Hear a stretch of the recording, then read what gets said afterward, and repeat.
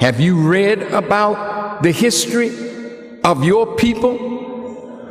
The origin of civilization starting with black people? Come on, come on. Do you believe it? You do. The Caucasian people are a new people on our planet. And they were given time to rule, but not to rule in the way of God, but to rule opposite until the coming of God. Many times we have always highlighted some of the challenges that black people have gone through in the United States. And one of the major things is that there has been a systemic disenfranchisement among black people. But then there are certain leaders who have always come out to call out the government and the United States system against such kind of heinous activities. One of these leaders is Louis Farrakhan, the minister who is the leader of Nation of Islam. Many times he has gotten in trouble because of his hard stance and demand for justice for black people. And this is something that he is known for. Now, I came across a clip here that is quite interesting. He was engaging in a discussion with a media panel composed of reporters who seemed to be quite biased and prejudiced towards him. Watch this video and see how Minister Louis Farrakhan dismantled the plan that was hatched for him. When you research, you'll find that the pre-Adamites are the aboriginal people of the earth. Aboriginal means from or away from. Original means they were here from the beginning. Do you know who they are? Caucasian people are not called aboriginals.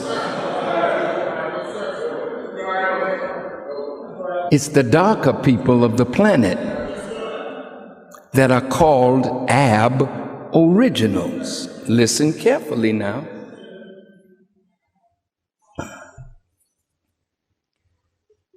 The Honorable Elijah Muhammad said to us, they call me a black nationalist. He didn't say he was or he was not. He just said black is not national. Black is universal because everything started in darkness and then came out into the light. So if everything started in darkness and came out into the light, as you got light out of darkness, you got white out of black. Wait. The Caucasian people are a new people on our planet. And they were given time to rule, but not to rule in the way of God, but to rule opposite until the coming of God.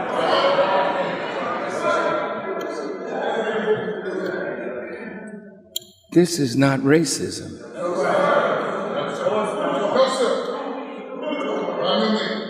There are white people who are knowledgeable that you are the father, that you are the producer. Two white people cannot produce yellow, much less brown. And black is just impossible. But out of the black comes the brown, the yellow, the white. Respite me till the day when they are raised. It's you. You are the one, we are the ones that have been deceived all over the planet. We are at the bottom of the human family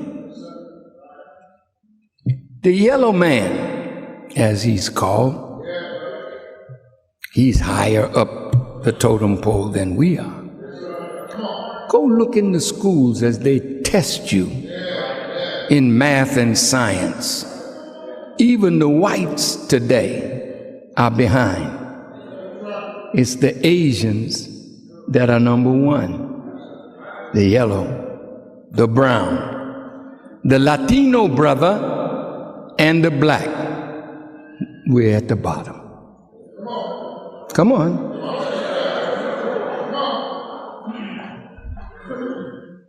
So you and I and we, the darker people of the world, have to be raised.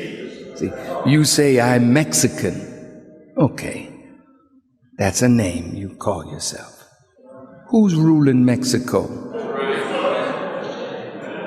It's not the Mexican that is descended from the black and the Indian, is it? Who rules? Who rules in Colombia? In much of South America? You see them from Argentina. Now we have in Bolivia, Evo Morales. He's of the indigenous people. We have in Venezuela, Hugo Chavez. You have now the original rising, but they're rising against white world supremacy.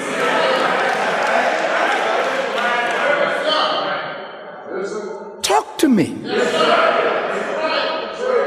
If I'm speaking the truth and you know it is the truth, then don't get upset.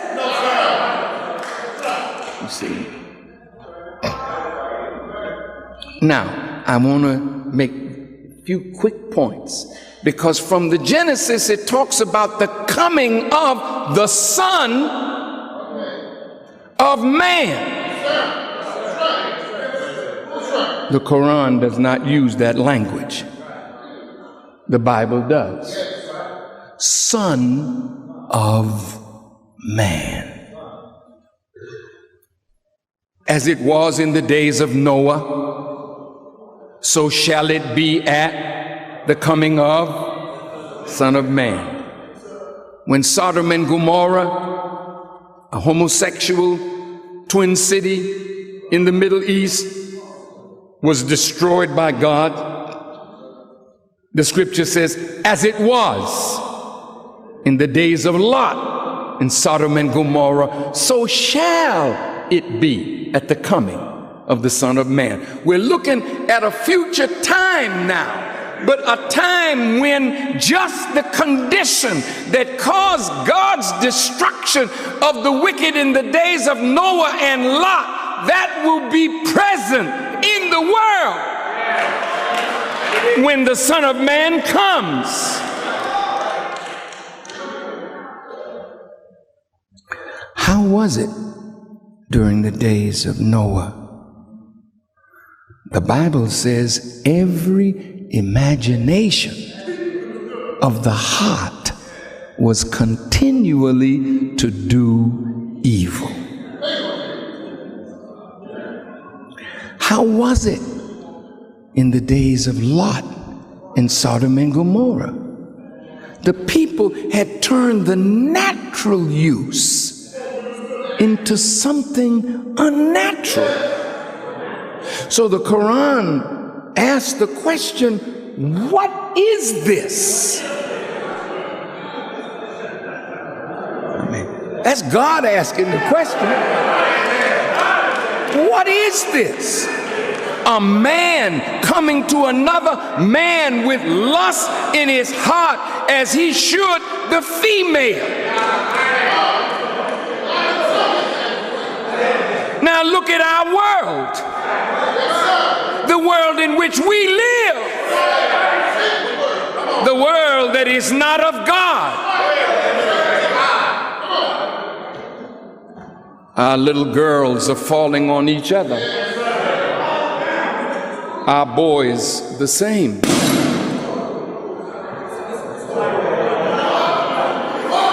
just a bulb.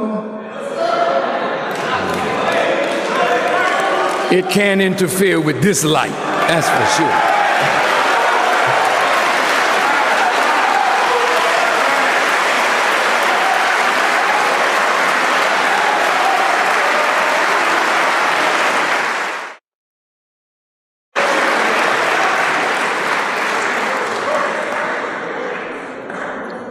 Are you all right? Yes, sir.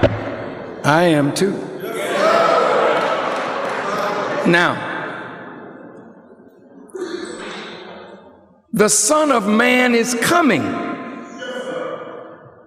In the 24th chapter of Matthew, it gives you his direction. He's coming out of the east, even unto the west. Those of you who are high masons and shriners, see, the worshipful master, where does he sit? In the east. But he's facing the west.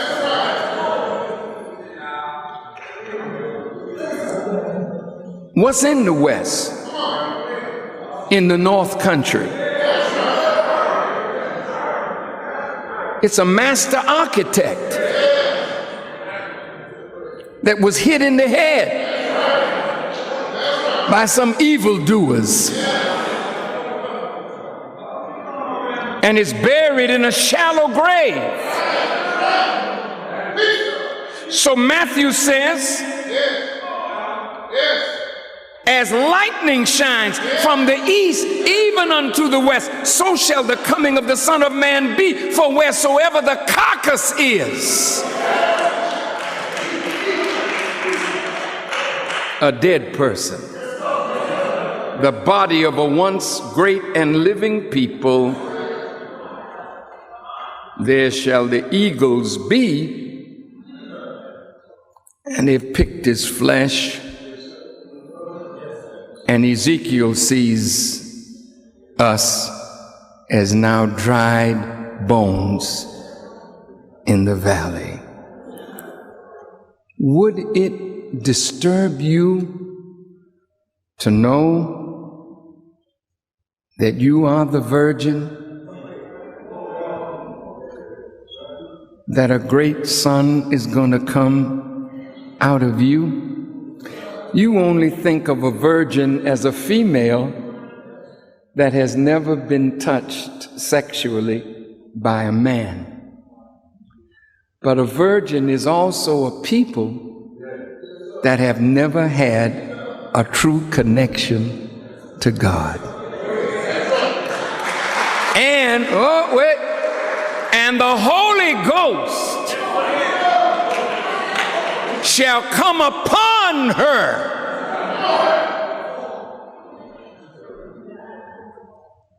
And she will be conceived of a child whose name shall be called Jesus. You are the people. And it is that God would visit you under the title Son of Man. How did he become a son of man? Ever since the fall of Adam, human beings, mainly the people of color, have died mentally under the influence of the Caucasian world. Come on. Did you get hit in the head? Something happened to your head. What do you mean something happened to my head? Are you the ancient builders of civilization? Have you read about the history of your people? The origin of civilization starting with black people? Come on, come on. Do you believe it? You do? What's the sign that it is true? Barack Obama accepted the oath of office standing on the steps of the Capitol, built by,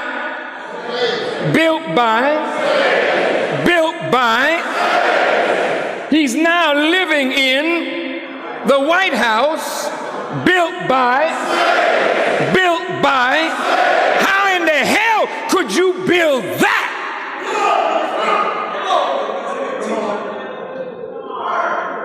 And build the mansions in the South for the slave master and teach the white woman how to cook and dress her in silk and satin while you were in burlap. If you didn't know the art and the culture of civilized people, but what happened to you?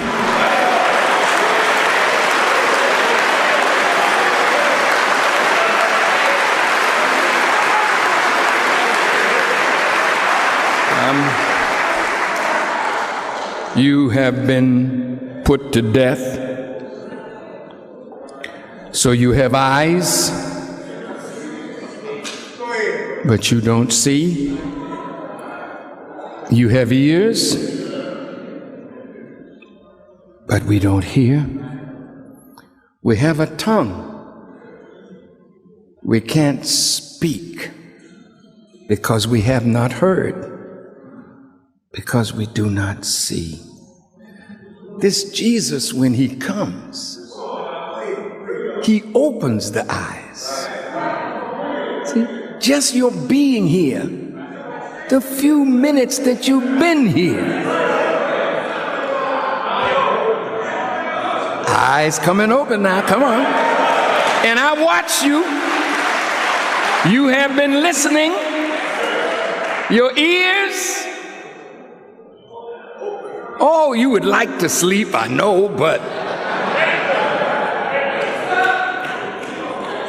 you're kind of wide awake. You're hearing.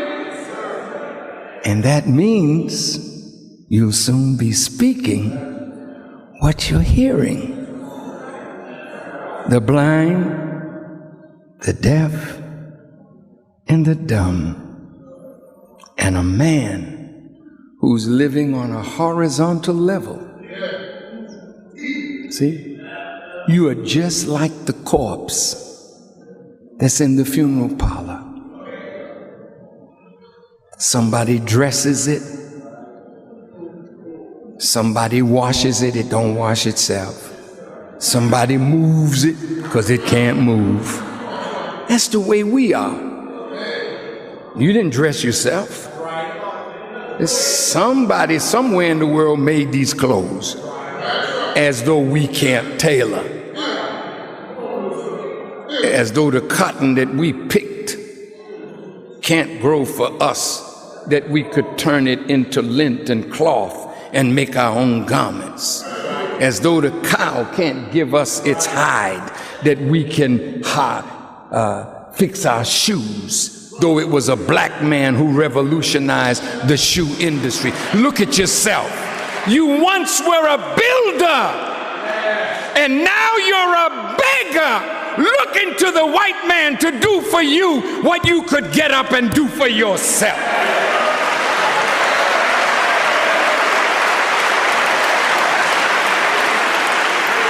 Now, he's the Son of Man, because ever since we've been down, we've been longing to get back up.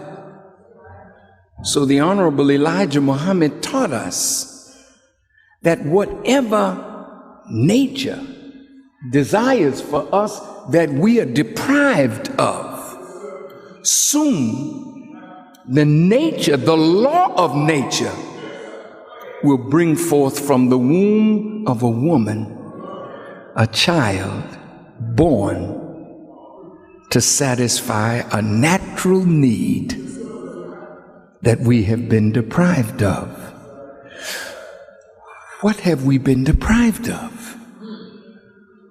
Knowledge, wisdom, understanding, life, liberty, the true suit of happiness, freedom, justice, equality, building a home for yourself, family life, brotherly love among us as a people. We've been deprived of all of that.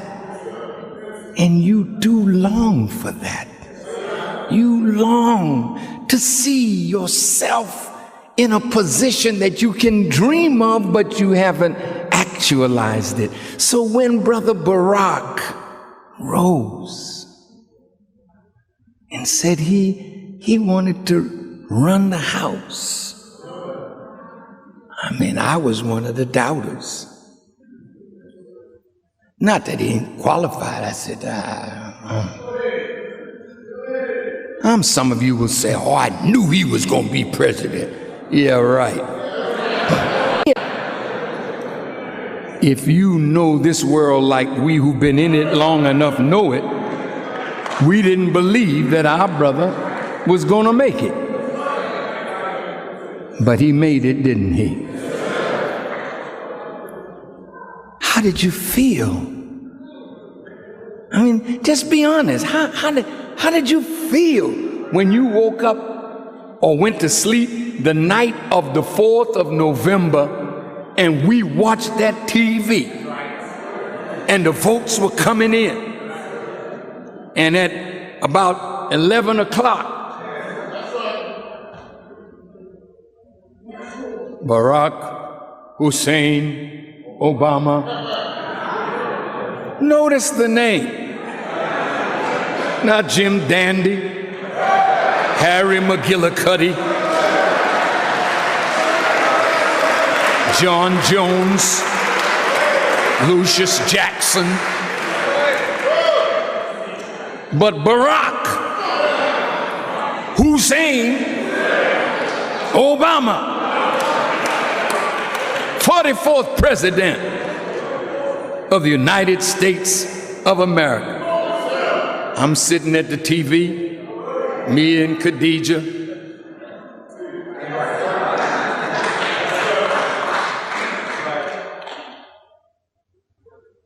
I look at our people, I see you rejoicing, and I'm crying because I love you and I want to see you lifted. And when I see that Barack has lifted you from where you were to where you are and given you hope and possibility, I weep for joy, because I know this is a genie that can't be put back in the bottle again. We're on the move now. We're on the rise now. Respite me till the day when they are raised. Now you're being raised degree by degree. And the end of their world is here now. So last Sunday I said Barack Obama inherited the fall of America. He inherited the collapse of her institutions. He inherited the end of her world.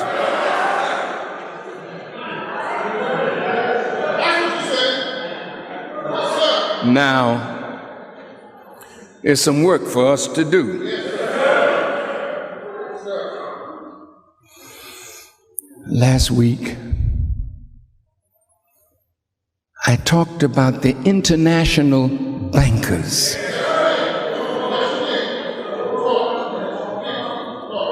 and how they plotted against America from Europe.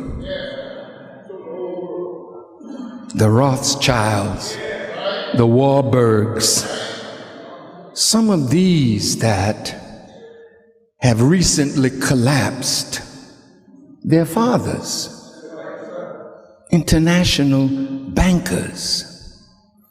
You may not have known it, but it's against the Constitution for anybody to print or coin or mint the money of the United States of America except the U.S. Congress. But these international bankers with some treasonous senators on Jekyll Island off the coast of Georgia plotted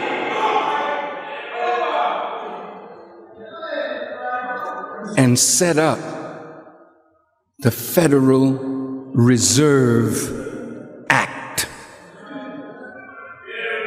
And on December the 23rd, 1913, a law was passed in Congress that violated the Constitution, that gave international banking families the right to print the money that you have in your pocket.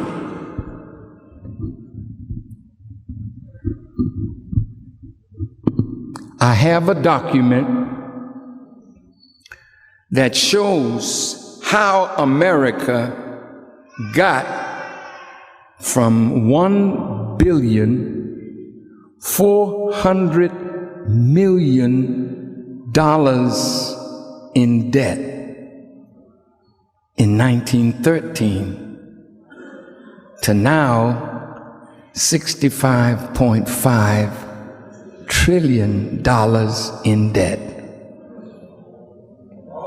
Listen to this.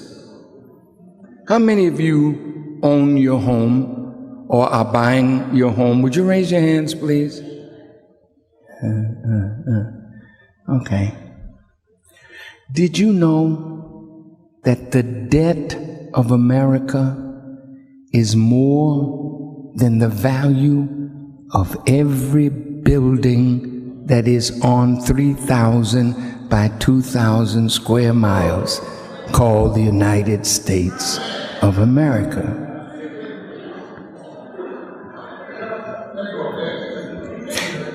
As I said last week, right now the FBI building is up for sale.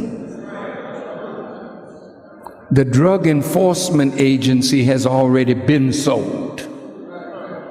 And what others are doing, foreign companies buying up taxpayer dollar buildings and leasing them back to the government. America is broke. Very, very broke. And no matter how much hope you have in the stimulus package, I'm here to tell you what the Honorable Elijah Muhammad said. He said that foreign wars and divine plagues are destroying the economy and the American way of life. Now, it rained quite hard yesterday and today. And see, God, the one who makes rain, hail, snow, and earthquake, he hasn't let up since Barack got in. In fact, the plagues are coming harder and faster. So how can you think a stimulus package is enough when one disaster, tornado wiping out a town, in Oklahoma a fire about to burn up a whole town, floods, global warming. The messenger would not buy anything on the East or West Coast because he said it's going to be pushed in to the center.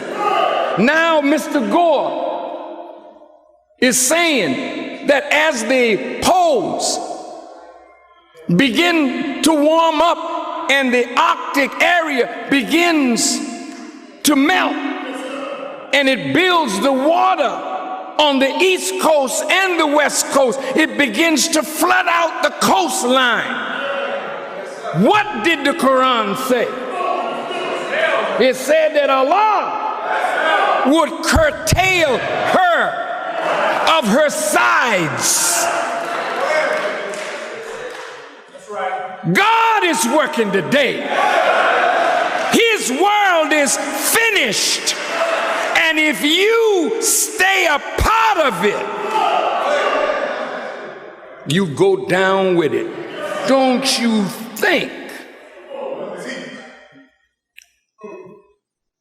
that the enemy is not plotting to take the people that God is after down with the enemy?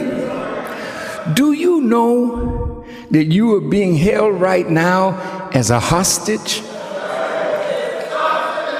You know when somebody takes a hostage, they hold the hostage in the line of fire so that the person who's firing will see the hostage and miss the real one that they're shooting at.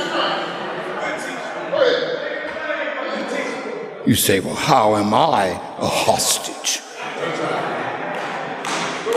Ain't nobody got me. Oh, yeah. If they got this, they got you. Do they have you? Look what the scripture says. Shall the prey be taken from the mighty and the lawful captive be delivered? See, you are lawful captive. The 13th Amendment made you a citizen. Ain't nobody ask us nothing. Did you vote to be a citizen? You didn't, did you? Let's make the citizens. Excuse the language, but that's the way they talk. Let's make the citizens. We're going to amend the Constitution. They were 3/5 when we were arguing about representation. Now we're going to make them citizens. But we got a catchphrase here. What's the catchphrase? Don't get charged with a felonious charge that you are found guilty of, then all your citizenship reverts to slave status. So when you go to jail, whether you're innocent or guilty, and they ask you to plea on a felony,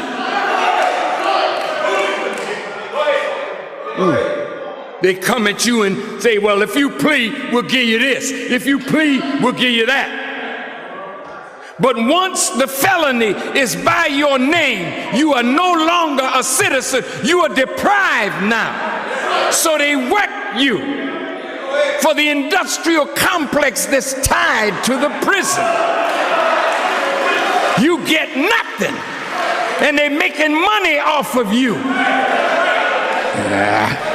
Then they turn you into a sissy and inject you with AIDS. So you come out of jail messing up your girlfriend with your stuff that you got while you were incarcerated.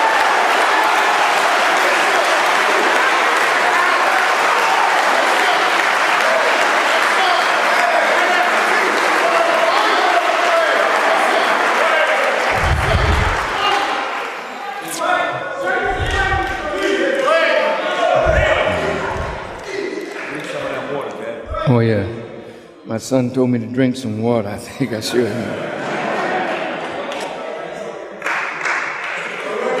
Now look,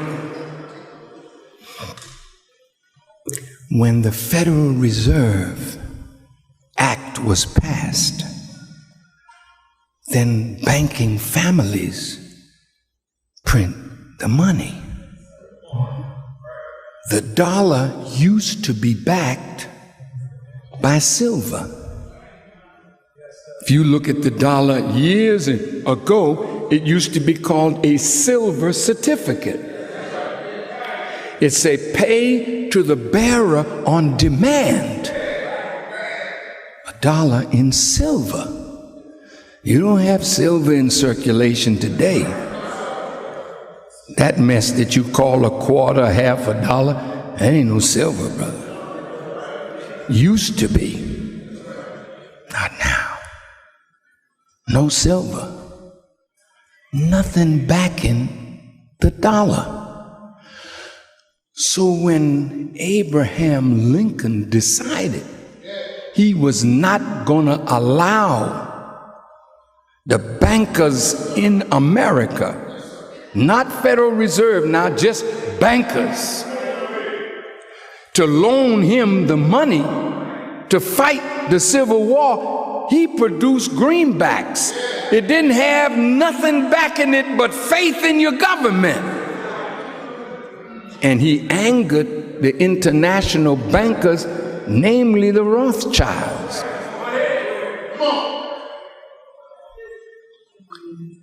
After that, he was shot to death in the Ford Theater, and he escaped in a route that was already prepared, and then in a barn. Now just think about it. A man in a barn, nobody in the barn but him, all these soldiers outside the barn. He's in the barn with nothing but his weapon. Then they burned the barn down with him in it. Well, after the body's all charred and fixed up, they bury him in a grave right on down in Maryland. But recently the family wanted to exhume the body, so I read. And high officials, somebody, would not permit it because Wilkes Booth was a patsy and there was a conspiracy inside the government. Do you know what happened to John Fitzgerald Kennedy? You didn't know? Oh.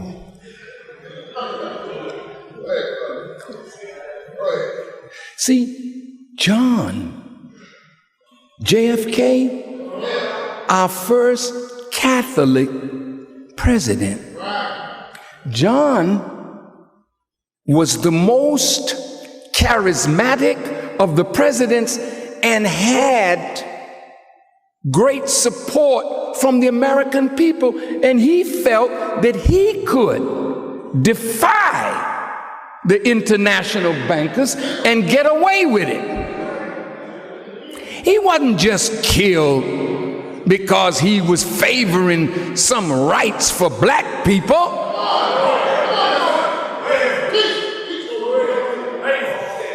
The president has power to just, with an executive order, make a law.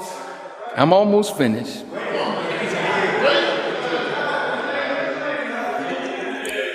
Executive Order 11110, signed into law early 1963.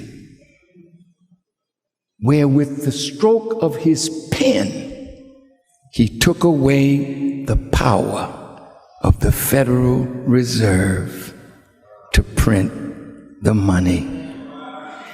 And he, John Kennedy,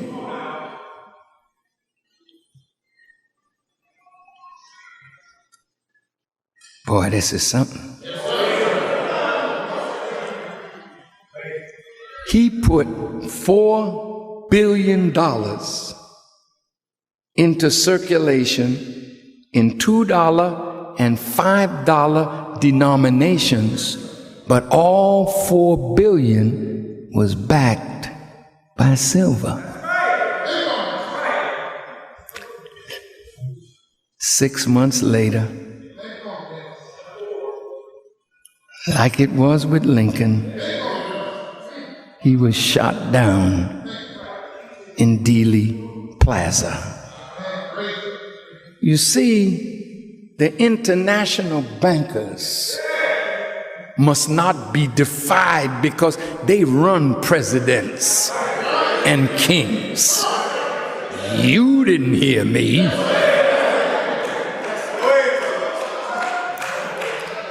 Did you see the trilogy, The Godfather? How many of you saw The Godfather? The third one, where the Catholic bank, see, it was a bank, wasn't it?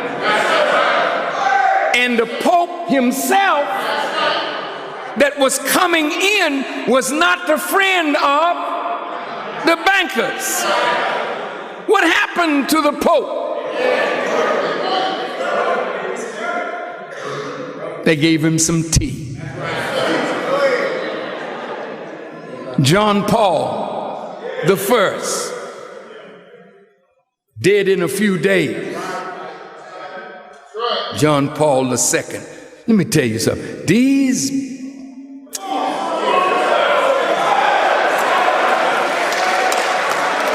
These wicked people, they don't give a damn about you and me if you're going to interfere with their takeover of the world. Did you know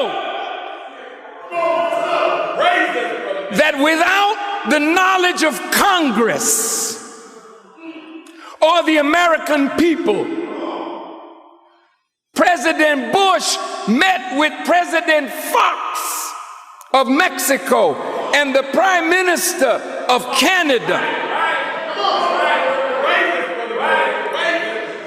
and they're talking about merging the three economies and the politics, and have already printed, from what I'm reading, new money to replace the dollar. It's called the Amero, A-M-E-R-O. The American people don't know. They want to build a superhighway from Mexico all the way to Canada. What are you dealing with? See, you're dealing with Satan, who has blinded the people, deceived Congress. That's why I say to Brother Barack, you better have another source from which you gain your intelligence, lest you end up like Colin Powell. What happened to Colin Powell? They falsified intelligence and fed it to a black man who could be trusted.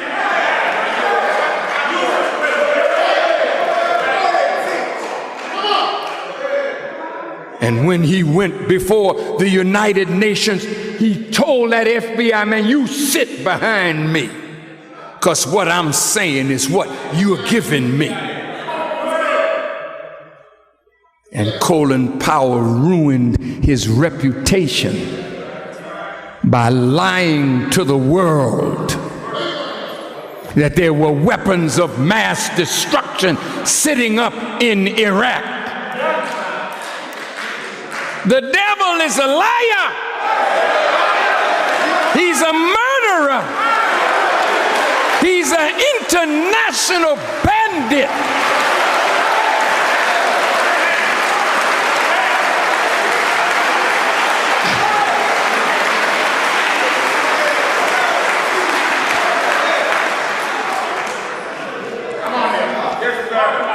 What do you think? Do you think they went to war in Iraq because Saddam Hussein was a dictator? You see how Satan works? He always gives a noble motive to what he's about to do. That man over there gassed his own people. Well, hell, if that's the case, every damn president in the United States should be killed for what they did to the Native Americans, for what they've done to us under the flag of the United States of America and under their laws.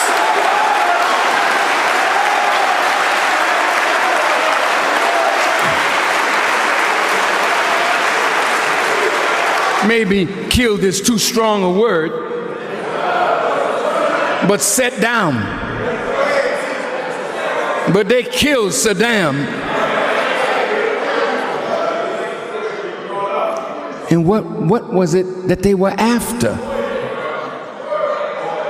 $30 trillion worth of oil in the second largest oil reserve in the world.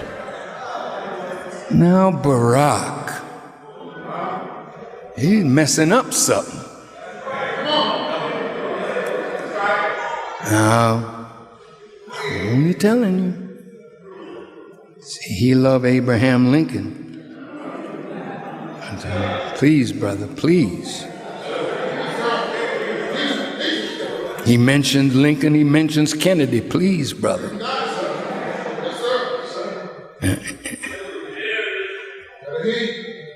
No, I mean, he's going to do what he got to do. But they are prepared to do what they always do.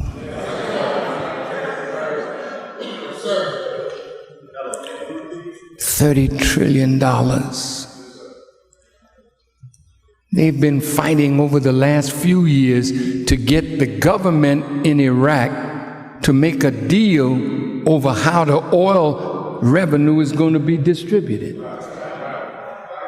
They ain't got that arrangement yet. And do you know what Obama said? We're coming out in 18 months. We do not want your oil. We want a stable democracy. Somebody's upset. Somebody's upset. So the violence is escalating again in Iraq now. But America's troops are coming out. But he's sending them to Afghanistan. Now, you that don't read news, you are BET. These silly sitcoms and reality shows. This is where your silly head is. The whole damn world falling down around you, and all you can look at is a foolish reality show.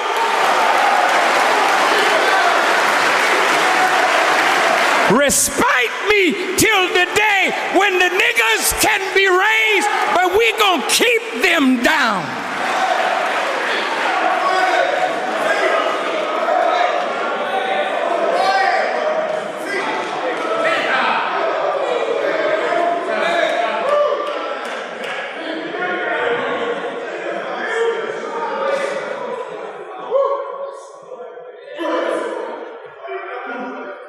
So now he's pulling the troops out of Iraq, sending 30,000 and maybe more to Afghanistan.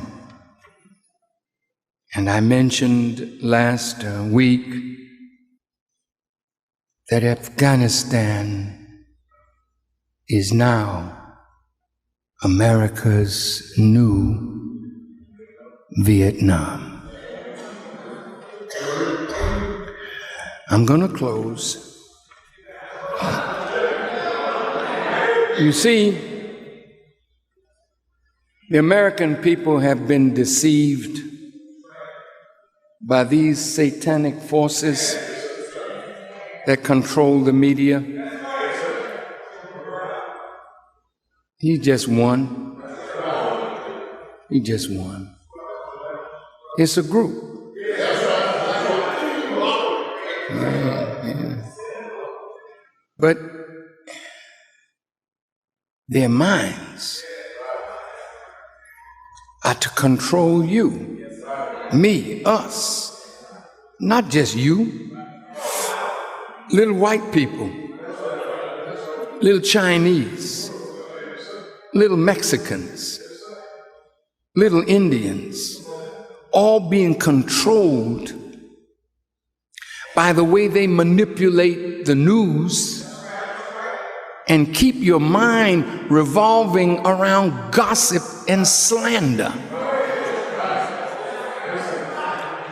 Did you hear what that boy Brown did to Rihanna? That ain't nothing new. You just left your husband, he beat the hell out of you.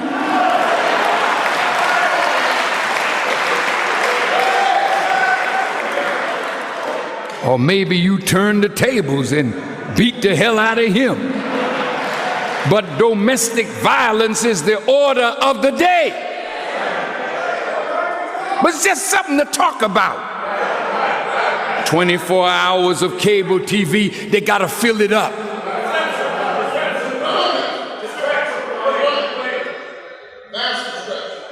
And they keep feeding you and me filth and foolishness and slander and gossip. I love my little brother Flavor Flav. No, I do. He's my little brother. But look how he's being used. See?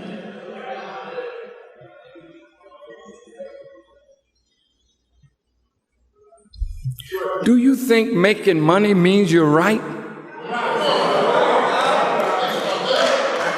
So because we're multimillionaires by calling our women that we're right now because we can wear all the bling bling and all of that, does that make you right? Satan got us. Wow, what a heated exchange. I think that is Louis Farrakhan for you. You know, Minister Louis Farrakhan never minces his words. He has a conviction, and once he believes in something, he will always pursue it to the long end.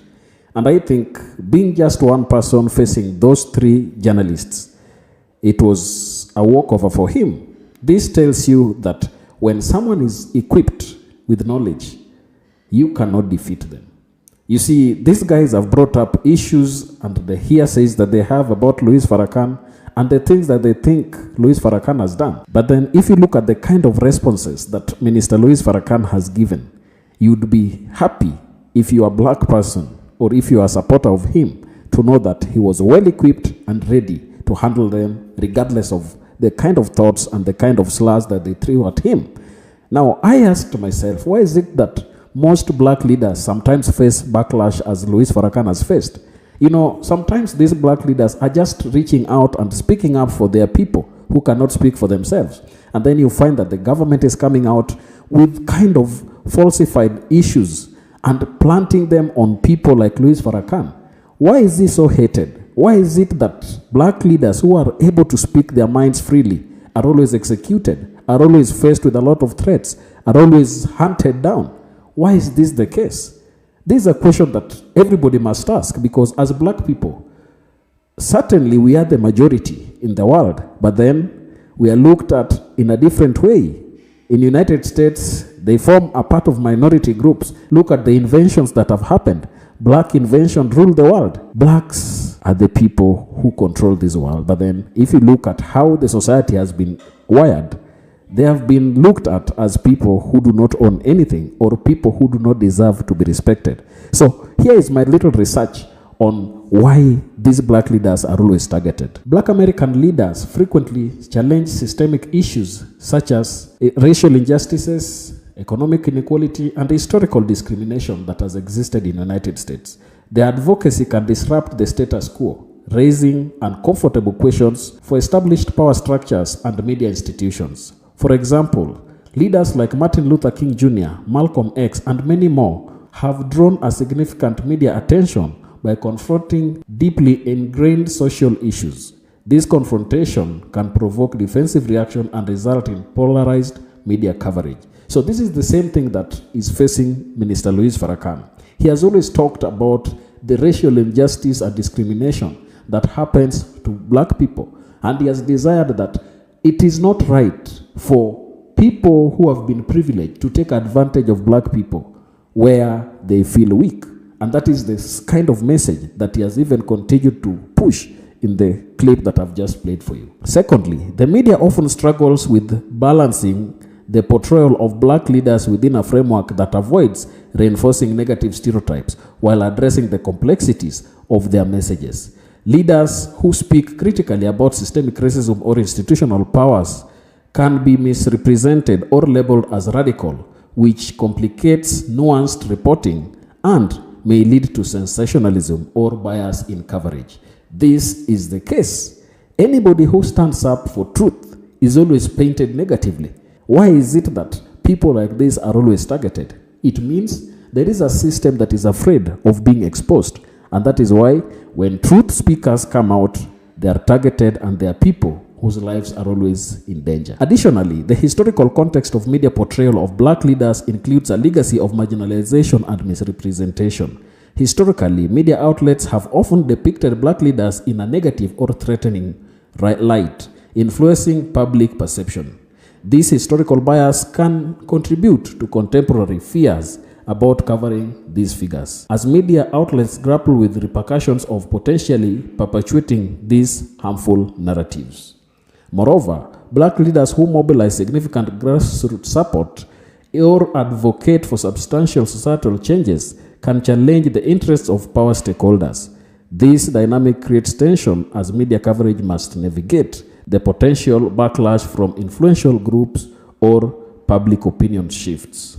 In summary, media apprehension towards black American leaders is rooted in their challenging of systemic issues, the complexity of accurate portrayal, historical biases, and the potential consequences of disrupting established power dynamics. So this is the case. So when you saw Minister Louis Farrakhan facing those three journalists, in fact, including a black journalist who should know better, so you can make up your mind, but I think this is a critical point that we must talk about.